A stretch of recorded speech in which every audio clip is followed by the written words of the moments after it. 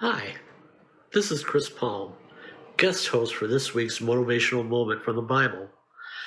These motivational moments are made to give you an extra boost from Sunday's message, an extra oomph, if you will.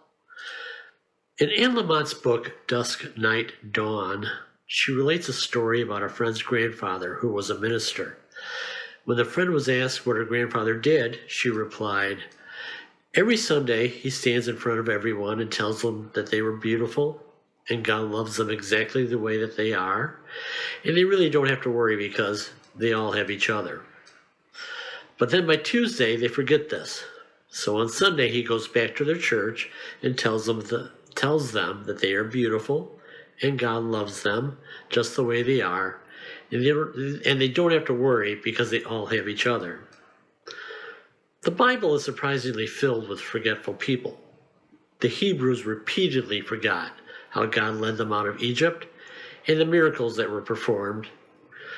And Peter, after he witnessed Jesus feeding the 5,000 out of 5 loaves and 2 fish, he immediately forgot about it and actually doubted that Jesus would keep him afloat when he saw him walk on water.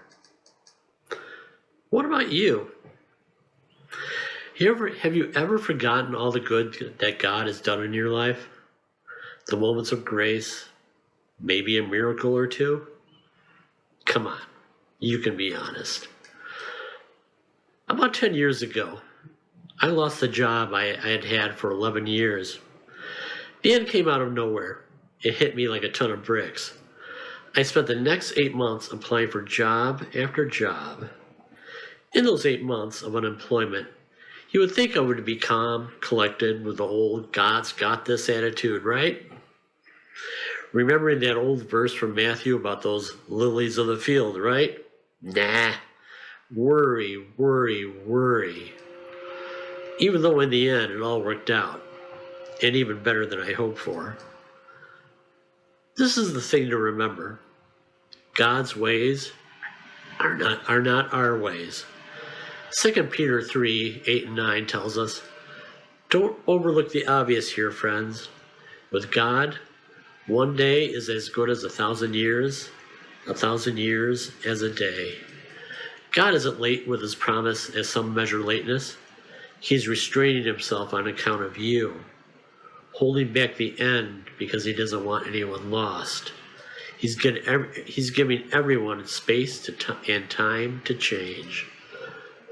So, whatever you may be going through, don't forget, be patient, be watchful, and above all else, be mindful of God's presence in your life. It could be something as big as a job change like it was for me, or something as small as a conversation with a friend, the sun on your face, a song on the radio, or even a smile from a stranger. Now, I'm going to astonish all my Guy Stuff group by pulling out yet another Bible verse. Philippians 4, 6 and 7. Don't fret or worry. Instead of worrying, pray. Let petitions and praises shape your worries into prayers, letting God know your concerns. Before you know it, a sense of God's wholeness, everything coming together for good, will come and settle you down. It's wonderful what happens when Christ displaces the worry at the center of your life. Look, we all forget sometimes.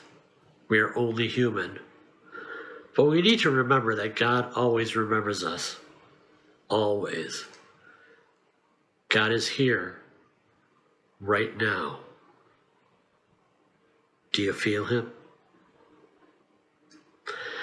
This has been your motivational moment from the Bible. I'm your special guest host, Chris Palm. Have a good week.